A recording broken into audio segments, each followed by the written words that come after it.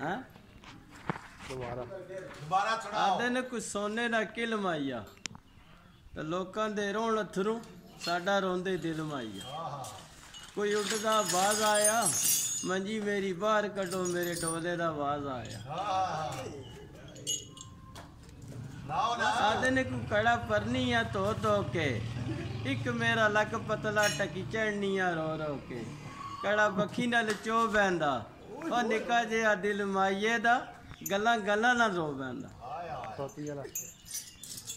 आदर अथर खीशी पत्थर को तोड़ दूंगी खत का जवाब बनाया खत लिखना छोड़ देंगी अथर की शीशी पत्थर को फंस गई तेरा इंतजार करता रहा मेरी खोती भी नस गई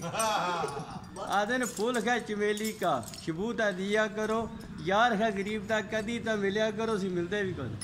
ना हो जी हूँ सुनाओ बस